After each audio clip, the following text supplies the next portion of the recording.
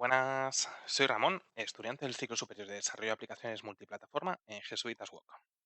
Solo comentar que este vídeo forma parte de una serie de pequeños vídeos con los que esperamos complementar todo el material presentado en nuestro proyecto Learning XML, un portal educativo en el que aprender XML.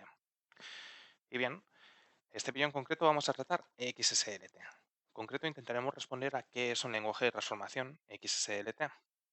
Para ello, hemos dividido el contenido en tres bloques. Por un lado, qué es XSLT, luego los elementos que forman parte de la transformación y por último, conceptos básicos. Empezando, ¿qué es XSLT? Pues bien, XSLT es un acrónimo que viene del inglés Extensible Style Sheet Language Transformations. En castellano se podría traducir como lenguaje de transformación de plantillas de estilo. Es un lenguaje de tipo declarativo, es decir, programación declarativa, a diferencia del paradigma imperativo, por ejemplo, que utilizaríamos en C, donde tenemos una secuencia de instrucciones para solucionar un determinado problema. Aquí no nos centraríamos en la secuencia de pasos para encontrar una solución, sino en lo que deseamos obtener, la representación a la que queremos llegar. Luego, XSLT nos permite reestructurar un documento de XML, es decir, con un XML original, gracias a una plantilla XSLT, podemos tener un nuevo documento XML en el que se ha hecho una criba de los contenidos del XML original. Es decir, añadirle nuevos atributos, quitar elementos, añadir nuevos elementos, cambiar el orden del árbol o las dependencias dentro del propio árbol. Un XML original, gracias a XSLT, se puede transformar en un XML totalmente redefinido. Luego, también permite cambiar a otros formatos de destino. Puedes tener un XML original que contiene toda la información y reestructurarlo o coger partes de esa información para generar un nuevo documento que sería HTML o XHTML, JSON, CSV, puedes tener hasta PDF. Son muchos los formatos de destino que tú puedes llegar con un contenido en XML. Luego, por último, comentar que XSLT forma parte, bueno, es un estándar desarrollado por el World Wide Web Consortium. Es decir, grupos de trabajo del World Wide Web hicieron lo que son los estándares de XSLT. Estos estándares ya tienen años, hay tres versiones, la última es la 3.0 que es del 2017 y bien, aunque lo conveniente suele ser trabajar con últimas versiones estables, que en el World Wide Web Consortium les llaman recomendaciones, en este caso no es tan así, porque la versión 3.0 del 2017 no es compatible con todos los procesadores de hojas XSLT. Los procesadores tienen, bueno, cuando tú declaras una hoja XSLT, igual que cuando declaras un documento XML, hablas de una versión. Esta versión en la práctica suele ser la 1.0 porque los procesadores, no muchos, no van más allá de la 1.0. Por ejemplo, dentro del entorno del IDE de trabajo que puedes tener con Net de Microsoft, más allá del 1.0 no hay nada de XSLT. O sea, no puedes trabajar con la versión 2.0 ni con la 3.0. Luego, entrando en los elementos que forman parte de la transformación. Por un lado tenemos un documento XML, un documento XSLT, un procesador que es el que hace la transformación, que es lo que vemos aquí, que es un software que interpreta la hoja XSLT, recoge los elementos determinados o que determina la hoja XSLT, coge esos elementos y los transforma en un nuevo documento, o XML, como hemos comentado antes, o HTML, PDF, EPUB o otros. La gracia de este sistema es que por sí mismo permite hacer una cosa muy importante, que es separar contenido XML, o sea, separar el contenido que se queda dentro del XML de lo que sería presentación, que se queda dentro del XSLT. Esto permite que, por ejemplo, para un mismo contenido tengas varias hojas XSLT en la práctica. En entornos de programación web, yo tengo un contenido XML, o sea, vuelvo a empezar, en la práctica. Dentro de un entorno de programación web, puedes tener un contenido de la web dentro de un XML que quieres representar en diferentes pantallas, resoluciones de pantalla. Pues yo qué sé, para una resolución de 1920 por 1080, para una resolución de 4K, para una resolución de 1920 1080, pero en un dispositivo móvil que va a medir 6 pulgadas la pantalla. Pues tú tienes unas necesidades de representación para este mismo contenido que tienes dentro del XML. En la práctica, tú puedes asociar diferentes hojas de estilo al mismo contenido XML para tener diferentes representaciones de este mismo contenido. Eso hace que sea muy, muy popular dentro del desarrollo de entornos web. O la otra aplicación importante que tiene es que hacer migraciones. Cuando tú tienes una base de datos como MySQL y quieres llevártelo a otra base de datos, pues por ejemplo una que sea no SQL como Mongo Database, pues el sistema, bueno, la base de datos, el sistema gestor de base de datos de MySQL te permite hacer una exportación a XML, pero puede ser que eso no te cuadre bien con el importador de XML que integra Mongo Database. Entonces tú puedes transformar ese XML en un nuevo XML que se ajuste a la importación que tú quieres hacer para Mongo Database. Vamos, que esos serían los dos entornos más propicios donde utilizarlo y es gracias a que hay esa separación entre contenido y presentación. Luego tenemos el procesador, que es el que permitirá hacer la salida relacionando estos dos. Ahora, conceptos básicos. Ya, bueno, con esto finalizaríamos la presentación. Por un lado tenemos lo que son las template rules, por el otro lo que es el lenguaje de XPath. Template rules es un es, es la base al trabajar con las plantillas de estilo. Son reglas de plantilla. Nosotros aquí tenemos un ejemplo para intentar ilustrar lo que es una template rule y para qué se emplea el lenguaje XPath dentro de lo que es XSLT. Aquí en este ejemplo tenemos un XML que sería el original. Aquí tenemos pues personas, con estas dos etiquetas definimos que hay grupos, hay varias personas, y aquí en este caso concreto pues tenemos tres estudiantes.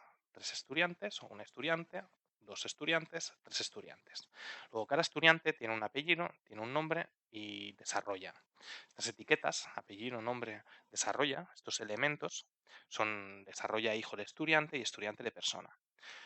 Para nosotros aplicar una template rule, por ejemplo, en este caso concreto, for each, necesitamos definir a qué elementos del XML se lo vamos a hacer. O sea, sobre esta instrucción, ¿sobre qué lo vamos a aplicar? Pues lo vamos a aplicar sobre personas estudiantes. Todos los estudiantes que hayan, dentro de personas está estudiante, dentro de este árbol, persona es el elemento raíz, luego el elemento hijo sería estudiante. Todos los estudiantes que encontramos se les va a hacer algo. Para cada uno, esta instrucción, esta template rule es como un para cada uno se le va a hacer todo lo que está definido dentro de esta pestaña de for each. En este caso concreto vamos a crear una tabla en la que donde esté el valor, esta es otra template rule, donde esté el valor de apellido, que aquí lo estamos aplicando fácilmente porque es directamente el nombre, apellido es lo que queremos que aparezca ahí primero. Luego vamos a aplicar otra template rule. Vamos a poner un texto directamente. Para cada uno lo estamos haciendo. Apellido, nombre. Esto hará una batería. Hará tres iteraciones en este caso. Porque hay tres elementos dentro de estudiante. O sea, hay tres elementos estudiante. Hará esos tres elementos. Y luego, gracias a XPath, estamos definiendo cuáles son los elementos concretos que cogerá. Context. No hay ningún elemento que se llame coma. Esto lo estamos haciendo para facilitar una salida. La salida que nos dará este grupo de instrucciones será una tabla en la que hay tres filas, porque hay tres elementos, y esos elementos tendrá una columna, otra columna, y esta primera columna será la concatenación de apellido, una coma, un espacio y nombre. Es decir, para la primera columna, en el primer caso, tendremos apellido, Gil, perdón, coma, espacio, María Isabel. Esta será el primer valor de la primera columna. Luego va a poner un valor en la segunda, que es desarrolla. Y aquí lo que hará será coger desarrolla, que son los lenguajes de marcas, y ponerlo en la segunda columna de la primera fila. Luego bajará hará un for each, hará otra iteración y cogerá otro elemento. En este caso, pues cogerá apellido Cervantes, pondrá una coma, un espacio y cogerá nombre para la segunda fila, primera columna. Y así sucesivamente para todos los elementos que tuviéramos. En este caso hará tres filas, dos columnas, pero podríamos hacer, si tuviéramos otro elemento estudiante más, Paco Porras, pues tendríamos una cuarta fila. Luego, cada una de las sentencias se tiene que cerrar. El for each se cierra aquí, es decir, va a repetir esto para cada uno de los nodos que encuentre. Pero estas sentencias, estas template rules, value of, también se cierran en sí mismas aquí. Entonces, aquí en esta estamos cerrando la abierta porque no queda más narices de meter un contenido y esta se cierra en sí misma, esta también en sí misma. Esto de aquí, propiamente, sería lo que es la template rule, value of, text. Estos son las template rules, for each. Esto es una template rule, una instrucción concreta. Y luego XPath sería esto de aquí, que aquí es la dirección de los elementos, pero puede tener lógica, puede tener booleanos, puede ponérsele condicionales para que no se haga a elementos que contiene, o sea, hacer cosas más sofisticadas que no simplemente los elementos que contiene personas, los elementos estudiante que contenga dentro de personas, sino que se pueden hacer cosas más sofisticadas. De hecho, XPath, vale, aquí. De hecho, XPath permite hacer, por ejemplo, si el nodo tal, imaginando que aquí en el ejemplo anterior tuviéramos aquí un valor, pues Jordi ha sacado aquí una nota. Pongamos un nuevo campo. Nota igual a 10. Y cerramos el campo. Nota 10 de estudiante. Pues podríamos coger y poner aquí podríamos hacer que se filtrara por cuáles son los 10. Si todos tenemos aquí una nota, pongamos que Jordi ha sacado un 10, María un 9 y yo un 9, todos somos aquí en notas altas. Si, por ejemplo,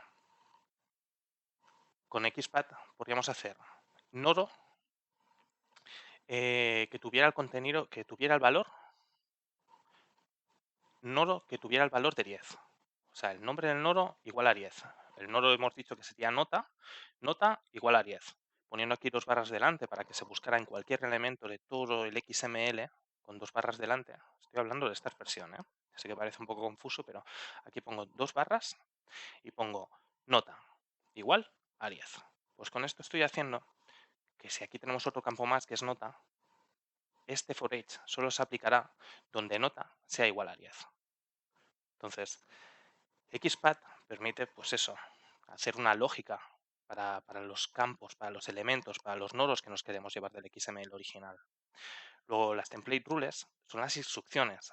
En este caso hemos estado viendo el for each o el value, pero hay condicionales como if, hay choose, que permite hacer un condicional como if, pero con diferentes opciones. Sería como un case dentro de C. Pues tenemos cuando la expresión en XPath, cuando la expresión sea tal, pues hacer tal. Y otherwise sería si no cumple tal, pues hacer cual. Lo que hubiera aquí dentro sería lo que se haría si esta expresión devuelve un false. Y lo que está dentro del when sería lo que se haría si esta expresión devuelve un true. En definitiva, básicamente tenemos por un lado, si nos fijamos en esta tabla de instrucciones básicas de las template rules de XSLT, por un lado tenemos lo que es la instrucción y por el otro tenemos una expresión que siempre se va a hacer en XPath. Eso es el concepto básico que hay detrás de XSLT. Y bien, con esto llegamos al final del vídeo. Muchas gracias por llegar hasta aquí y espero que haya servido de algo. Un saludo.